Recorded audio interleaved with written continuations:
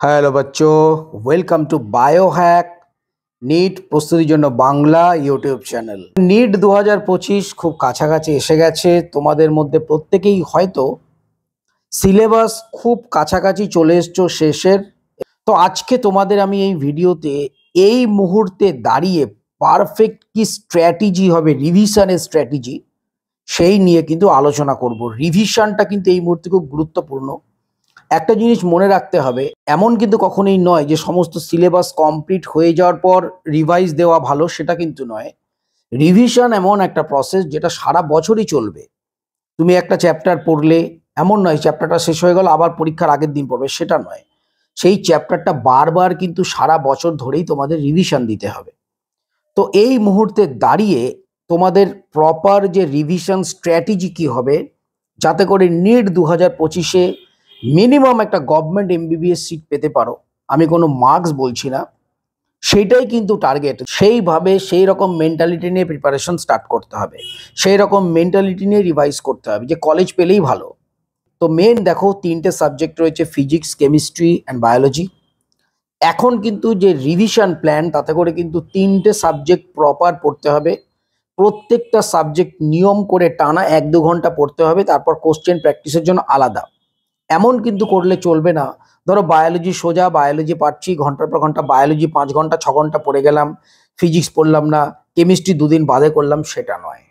Physics, chemistry, biology তিনটে সাবজেক্টই প্রত্যেক দিন পড়াশোনা করতে হবে, রিভিশন দিতে হবে, কোশ্চেন প্র্যাকটিস করতে হবে, প্রিভিয়াস ইয়ার কোশ্চেন প্র্যাকটিস করতে হবে, এবং কোন একটা ভালো কোশ্চেন ব্যাংক থেকে কোশ্চেন প্র্যাকটিস করতে হবে, লেটেস্ট যে প্যাটার্ন সেই অনুযায়ী। তো প্রথমে যদি আমরা ফিজিক্স বলি, ফিজিক্সের ক্ষেত্রে তোমরা জানো যে থিওরিটিক্যাল কোশ্চেন আসে ভালোই, কিন্তু মেন কিন্তু নিউমেরিক্যাল কোশ্চেন আসে, এবং নিউমেরিক্যাল কোশ্চেনের জন্য তোমাদের কিন্তু ফর্মুলা যে সমস্ত রয়েছে, একটা আলাদা ফর্মুলা সিট তৈরি করে রেগুলার বেসিসে ফর্মুলাগুলো মুখস্থ করতে হবে।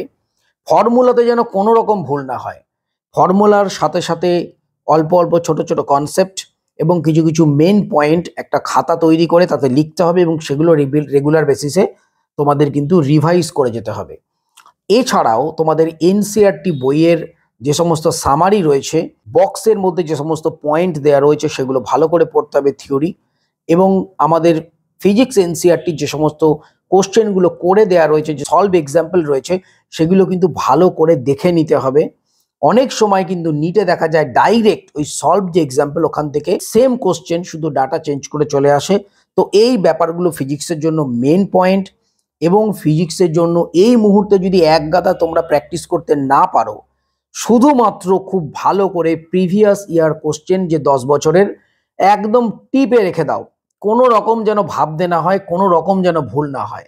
তোমরা যদি প্রিভিয়াস 10 বছরের কোশ্চেন একদম ফিঙ্গার টিপে রাখতে পারো, আমি গ্যারান্টি বলছি তোমাদের ফিজিক্সে কিন্তু 120 থেকে 130 নাম্বার কেউ নিতে পারবে না। সেম কোশ্চেন, সেম কনসেপ্টের মধ্যে কোশ্চেন আসবে, দেখলেই বুঝতে পারবে। তো সুতরাং এই মুহূর্তে ফিজিক্সের ক্ষেত্রে আমি আবারও বলে দিচ্ছি, ফিজিক্সের ক্ষেত্রে ফর্মুলা শিটের ফর্মুলা, মেন কিছু কনসেপ্ট, কিছু টিপস, এগুলো তোমাদের পড়তে হবে। এনসিইআরটি বই থেকে সামারি পড়তে হবে, বক্সের মধ্যে যে সমস্ত পয়েন্ট লেখা রয়েছে সেগুলো পড়তে হবে, তার সাথে সাথে কোশ্চেনগুলো করে দেওয়া রয়েছে সেগুলো করতে হবে। এটা গেল ফিজিক্স। কেমিস্ট্রির ক্ষেত্রে, ফিজিক্যাল কেমিস্ট্রির ক্ষেত্রে, ফিজিক্সের ক্ষেত্রে একই রকম, কোনো আলাদা কিছু নেই। কেননা ফিজিক্যাল কেমিস্ট্রি তোমরা জানো মেনলি নিউমেরিক্যালস আসে, এবং সেখান থেকে কিছু ডেটাবেস কোশ্চেন আসে। তো কিছু কনসেপ্ট প্রয়োজন, তো ফিজিক্সের মতোই ওগুলোও কিন্তু ফর্মুলা সিট করে কনসেপ্টগুলো পড়ে নিয়ে তোমাদের এগোতে হবে। Next inorganic chemistry. Inorganic chemistry 100% কিন্তু আসে এনসিইআরটি থেকে লাইন তুলে। সুতরাং ইনঅর্গানিক কেমিস্ট্রির প্রত্যেকটা রিয়াকশন, প্রত্যেকটা রিয়েজেন্ট, প্রত্যেকটা ডিটেলে পড়তে হবে, কোনো রকম যেন ভুল না হয়। তার সাথে সাথে প্রিভিয়াস ইয়ার কোশ্চেন প্র্যাকটিস এবং যে ইনটেক্সট যে কোশ্চেনগুলো রয়েছে এনসিইআরটির পেছনে, সেগুলো প্র্যাকটিস করতে হবে। অর্গানিকের ক্ষেত্রে মেন জোর দিতে হবে এনসিইআরটি যাবতীয় রিয়াকশনস, যাবতীয় রিয়েজেন্ট, নেম রিয়াকশনসগুলো, কনভার্সনগুলো খুব ভালো করে পড়তে হবে। ইনটেক্সট কোশ্চেন করতে হবে, 10 বছরের কোশ্চেন করতে হবে, কোনো রকম যেন ভুল না হয়। এবং তার সাথে সাথে ভালো একটা কোশ্চেন ব্যাংক থেকে কিছু কোশ্চেন প্র্যাকটিস। এরপর আসছে বায়োলজি।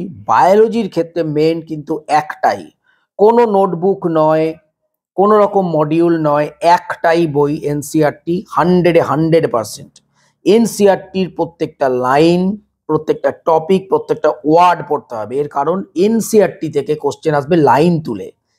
ধরো একটা লাইন রয়েছে, তার মধ্যে একটা ওয়ার্ড চেঞ্জ করে দিয়ে স্টেটমেন্ট বেস কোশ্চেন চলে আসবে, একটা ওয়ার্ড একটু ঘুরিয়ে দিয়ে অ্যাসার্শনের কোশ্চেন চলে আসবে, এনসিইআরটি লাইন থেকে ম্যাচ দ্য কালাম কোশ্চেন চলে আসবে, ট্রু ফলস চলে আসবে। এখন কিন্তু সিঙ্গেল স্টেটমেন্ট কোশ্চেন অনেক কম আসছে, এখন কিন্তু এই জাতীয় কোশ্চেন বেশি আসছে। সুতরাং এনসিইআরটি হচ্ছে মেন বই। মাল্টিপল যে রিসোর্স, বিভিন্ন রকম জায়গা থেকে একটা চ্যাপ্টার এখান থেকে পড়লাম, একটা চ্যাপ্টার এখান থেকে পড়লাম, এরকম করলে হবে না। রিসোর্স একটা থেকে দুটো রাখো, যখন রিভাইজ দিতে বসবে পাশে একটা নোটবুক রাখো, যে পয়েন্টগুলো, যে লাইনগুলো পারছো না, ভুলে যাচ্ছ, বারবার লেখো, বারবার রিভাইজ দাও। এটা গেল। প্রিভিয়াস ইয়ার কোশ্চেন ফিঙ্গার টিপে রাখতে হবে, একটাও কনসেপ্ট, একটাও নিউমেরিক্যাল যেন ভুল না যায়। প্রিভিয়াস ইয়ার কোশ্চেন রেডি করে নিতে হবে তোমাদের, কোনো রকম যেন মিস্টেক না হয়। একটা খাতা করবে, সেখান থেকে মিস্টেক যেগুলো হবে লিখে নিয়ে পরবর্তীকালে রিভাইজ দেবে। এইটা গেল কিন্তু বায়োলজির ক্ষেত্রে। বায়োলজির ক্ষেত্রে বিশেষ কিছু নেই এনসিইআরটি ছাড়া।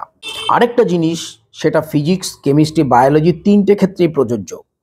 আমরা মেনলি একটা ভুল করি অনেকে, যেগুলো ধরো আমরা জানি, যেগুলো সোজা চ্যাপ্টার, আমরা বারবার সেগুলো পড়ি। বায়োলজির ক্ষেত্রে যেমন আমরা হিউম্যান ফিজিওলজি বারবার পড়ি, যেগুলো আমরা পারি সেগুলো পড়ি, কিন্তু যেগুলো আমরা পারি না, যেগুলো ডিফিকাল্ট, আমরা এড়িয়ে যাই। একবার পড়লামও আমার দ্বারা হবে না, এড়িয়ে যাই। এইটা করলে কিন্তু হবে না। যেগুলো সোজা চ্যাপ্টার, যেগুলো তোমার গ্রিপ আছে, সেগুলো পড়বে না তা না, সেগুলোও পড়ো, কিন্তু সেগুলোর থেকে মেন ফোকাস দাও সেই চ্যাপ্টারগুলো যেগুলো তোমাদের ভুল হচ্ছে, যেগুলো একটু ডিফিকাল্ট, যেগুলো কনসেপ্ট বেস, যেখান থেকে নিউমেরিক্যাল আসছে, সেই ব্যাপারগুলোকে জোর দাও বায়োলজির ক্ষেত্রে। যেগুলো পারবে সেগুলো তো পারবেই, সেগুলো যদি একবার রিভাইজ দাও, যেগুলো পারছো না, ভুলে যাচ্ছ, সেগুলো 3বার রিভাইজ দিতে হবে। এই গেল মেন কথা কিন্তু। তো এইভাবে যদি তোমরা এগোও, আরেকটা কথা, পরীক্ষার ঠিক 2 মাস আগে থেকে, মার্চ এবং এপ্রিল, মোটামুটি 2 দিন 3 দিন অন্তর অন্তর একটা করে মক টেস্ট অবশ্যই দিতে হবে। টোটাল নিট এক্সামের আগে 20 থেকে 25টা মক টেস্ট কিন্তু মাস্ট। মিনিমাম 20টা তো বটেই, 20টা মক টেস্ট কিন্তু তোমাদের দিতেই হবে ফুল সিলেবাস। তো সেই মতো পড়াশোনা করো, তবে গিয়ে কিন্তু তোমরা আরো বেটার রেজাল্ট করতে পারবে। তো এইটাই গেল মেন স্ট্র্যাটেজি। এই স্ট্র্যাটেজি অনুযায়ী তোমরা যদি রিভাইজ করো, এই স্ট্র্যাটেজি অনুযায়ী যদি পড়াশোনা করো, তাহলে কিন্তু নিট 2025-এ যে ক্র্যাক করার প্রবণতা বা চান্স পাওয়ার প্রবণতা, অথবা একটা যে কোনো গভর্নমেন্ট এমবিবিএস সিট পাওয়ার প্রবণতা অনেক বেড়ে যাবে। তো সবাই খুব ভালো থেকো, মন দিয়ে পড়াশোনা করো, নিট 2025 কিন্তু ক্লিয়ার করতেই হবে। টাটা।